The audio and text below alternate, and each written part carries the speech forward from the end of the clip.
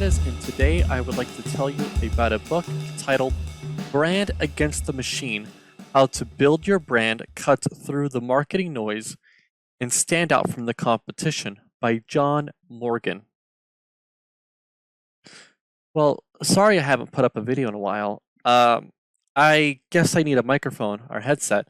When I first went to edit this video, the audio was really bad. Went to do it again a while later, and the audio was still really bad. Then I got a little sick, and well, now I'm using these. So I think I need a microphone. What I really like about this book is that the author's personality really comes through. We hear John Morgan's authenticity, and it comes through on every page.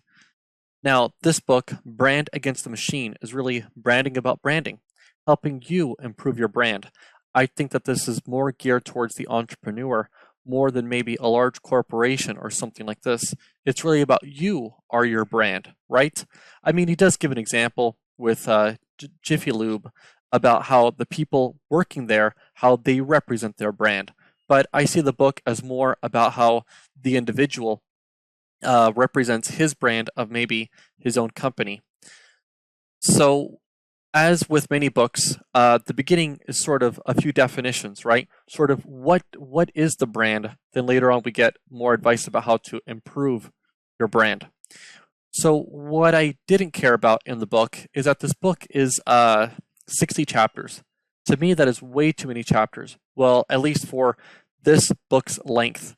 So what I think would have helped out the book a lot was to have fewer chapters, but maybe with more sub-chapters within it, subtopics, organizing it like that.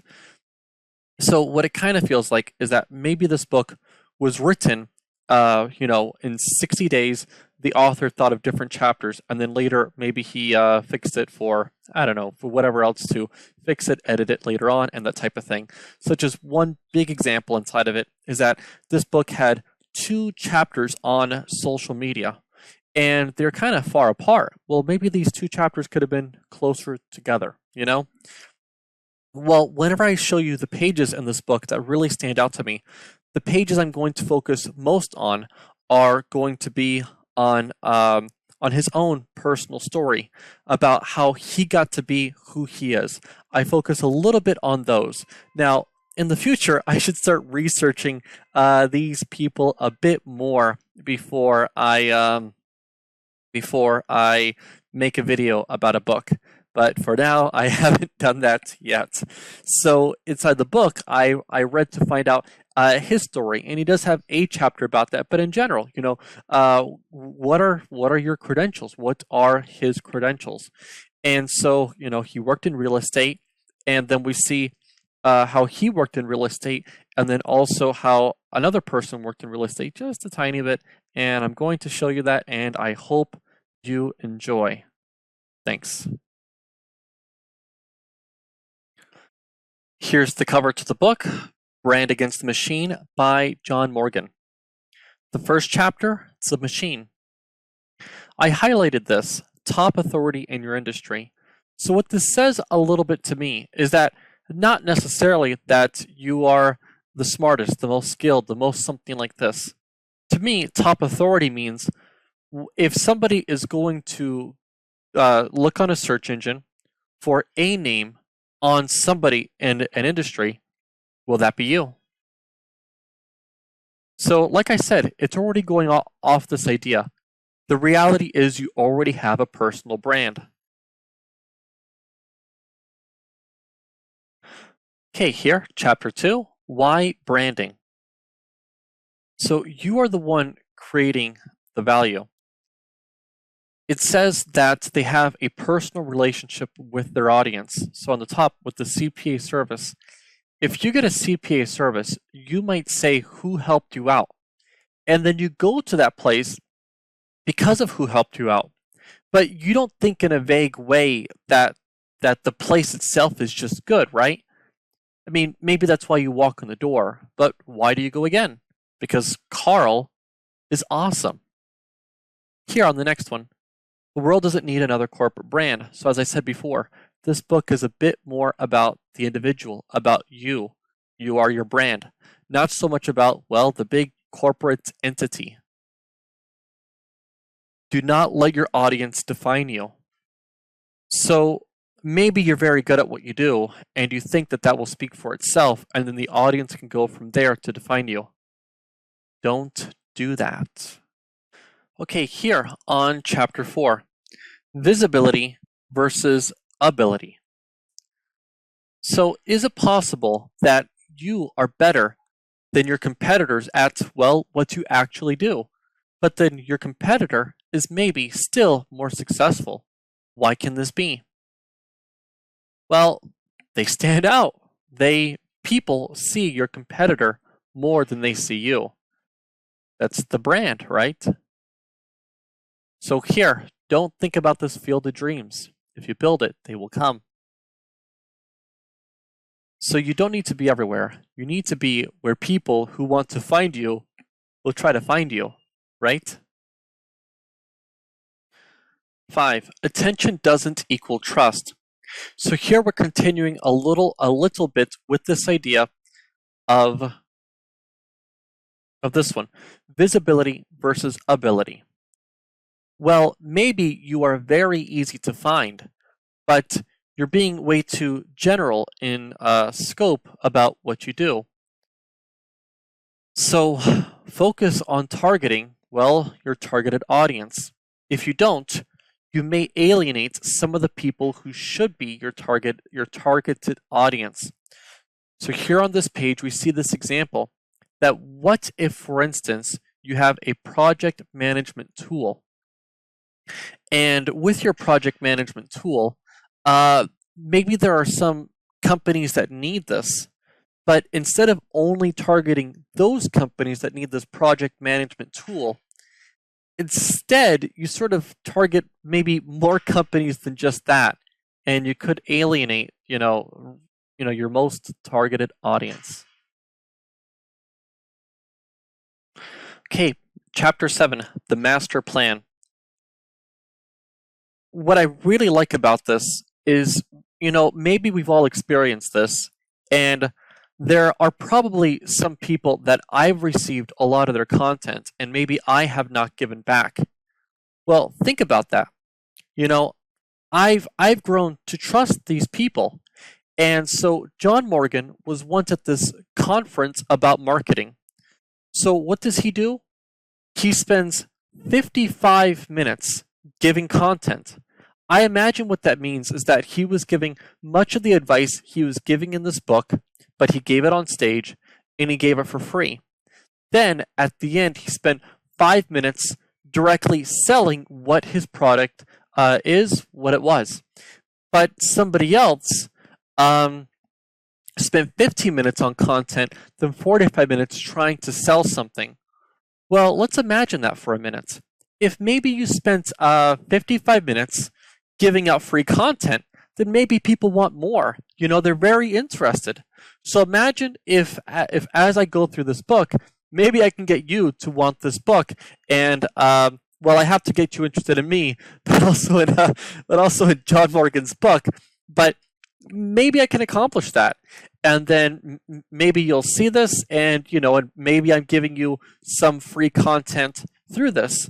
Now, I really like this because as I make these videos and I upload them currently to 3 sites, maybe in the future, if I ask for something, hey, can you, buy my product, then maybe, you might buy my product. But I have to do this first, right? I can't immediately think of a product to want to make and start just wanting you to give me money.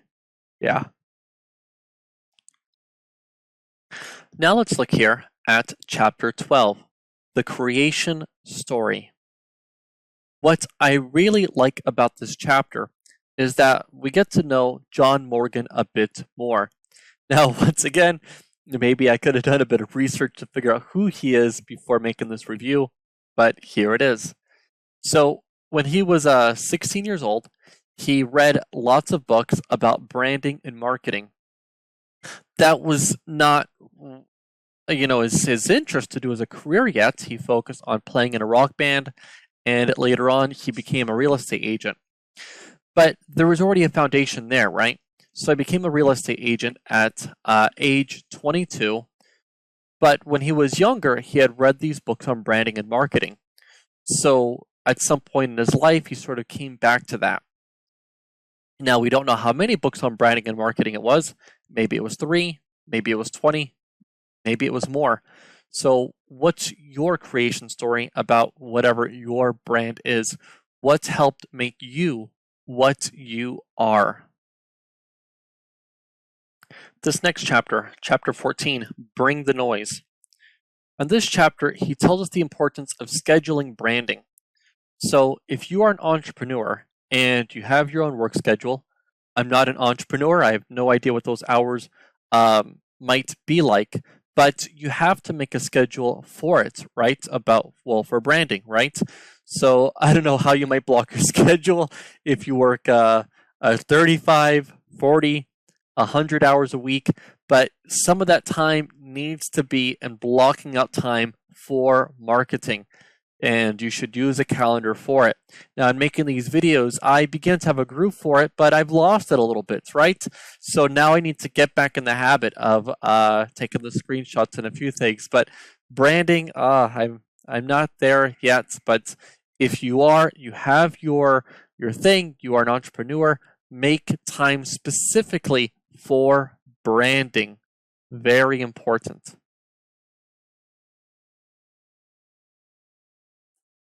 So now let's take a look at chapter 16. And what I remembered when looking here at chapter 16 is just how many names the author or brands the author uses throughout the book. Now, I wrote a list here, and this, from what I can recall, was just within the first couple of chapters alone. So I'll read these aloud quickly. Oprah, Richard Branson, Martha Stewart, Steve Jobs, Charlie Sheen, Nike, Kmart, Target, Coach, Mountain Dew, Amazon, Tom Hanks, Home Depot, Lowe's, Ferrari, Scott Monty, Ford Motor Company, Richard Branson again, Virgin, UFC, Dana White. So he mentions these names throughout the book, and I think it gives a real authenticity. Now, I think that style, though it gives authenticity and gives you a concrete feeling for the brands, I think it can almost draw away from maybe the topic at times. So I think that also shows the author's personality a lot. Now, sorry for that interlude, but now let's look here at chapter 16, because once again, he brings up another big brand here, which had reminded me of that. So a brand that cares stands out. So how do you show people within your brand that you care? And he makes this example here with Jiffy Lube. Now, he says, now Jiffy Lube may care on a corporate level.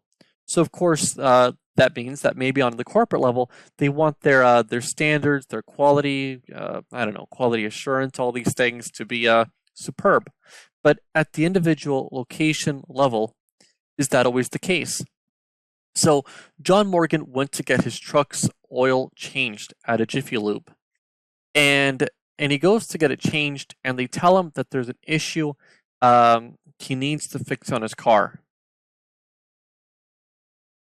So they tell him where he can go for this, and they tell him that they wouldn't drive another mile without getting this thing fixed. He's kind of unsure what to do. Maybe he doesn't have a ride to go to the other place, and this type of thing. So one of the employees at the Jiffy Lube said, okay, I just got this part in my own car. I'll switch it out to yours, and then I guess I can go there later on when I have time. This really showed John Morgan that Jiffy Lube cares about him, and they want their customers to be well and safe and all that type of stuff. So yeah, I like this example because it gave us an example with another brand. And how do brands make you feel? Do brands make you feel that they care about you? Yeah. So here, chapter 21, the uncommon brand. So his USP when selling homes when he was a real estate agent was, your home sold in 45 days or I'll sell it for free. Now, this seemed like something very difficult to do, but he put that message out there and he was able to do it. That is the uncommon brand. That is how he was able to sell homes, by making this I don't know, I guess this difficult statement. Now, I've never worked in real estate. Maybe somebody here who has worked in real estate can say, is this a so-called an impossible task? Is this a very difficult thing? And other real estate agents who had been doing this for 25 years had discouraged him from doing it. And then we get another example later on about this type of another real estate example of something that also seemed quite impossible. Okay, here, chapter 26, video made the internet star. So he's talking about the importance of video for your own brand. Now, for me at this moment, and it says that these don't need to be polished, even raw videos are good. Now, for a while, during this height of the lockdown at one period, maybe about this time last year, I would see a lot of these like ads on YouTube about doing this type of marketing and this type of thing. So I don't know how I feel about if the videos just look raw, but they really are polished, but they're supposed to look raw, because a lot of them have that style. But what I could tell you is that if this video looks raw, it kind of is. I'm still learning what this is. I have not made a video in over a month. So to read this is very encouraging to me, because I hope that these become much more polished. And when I think about the video I made on 365 days, what could I do with that video to, in the future, make little clips during it from like Vietnam War footage, or a movie even, a movie about the Vietnam War, and use little clips in there about it and stuff like that. So I don't know everything I can do to polish these better, but at this moment, I want to put these online, and to read this is encouraging. At this moment, I've not worked on my brand, only made these videos, but nevertheless, this is encouraging. So, John Morgan, I like this chapter. 37, overnight authority. So, he calls it, I call it, the interview authority method. So, on the podcast I like to listen to, somebody asked them this about how to improve their own brand. Maybe he was familiar with John Morgan specifically, but he also said this, interview somebody. So what I will hope to do, maybe, just maybe, is to, ask for a reasonable amount of time from John Morgan and try to interview him. Now, I have ideas about how I would like to go forward with this, with these book reviews and stuff, but maybe I can ask to interview some of the authors, and John Morgan would be on that list to ask, to say, hey, I reviewed your book, but maybe people would want to hear straight from you about your process, about how did you write the book, and still keep it a little bit about the book itself, something like that. So I like this chapter because it is something that people can do, right? If somebody is going to, open a bank, then they can interview other people who have banks. Yeah.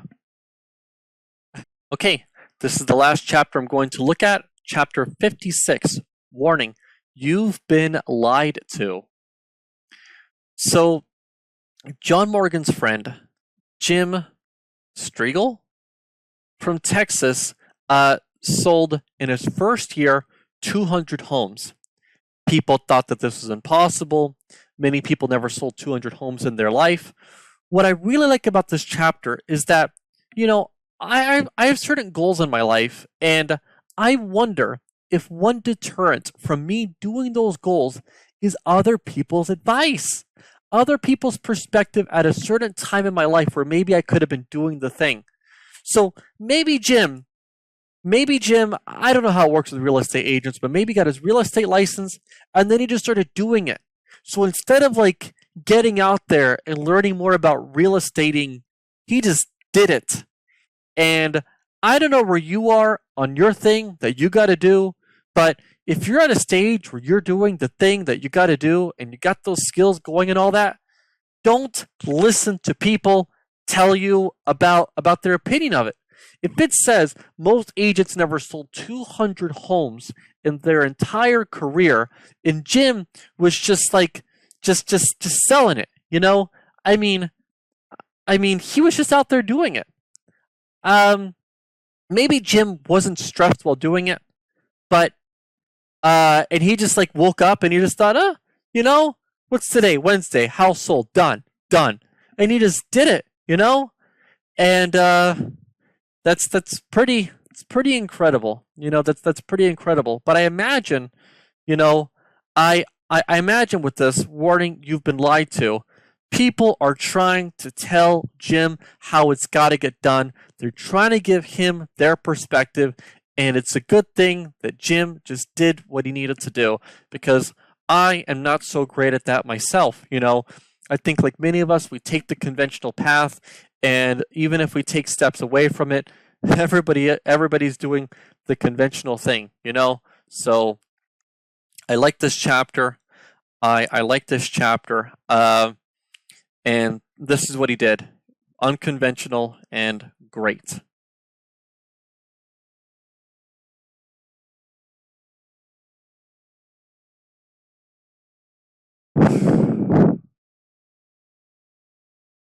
Well, I certainly could have rewound to the first page better than that, but with that, thanks a bunch. It's been a while.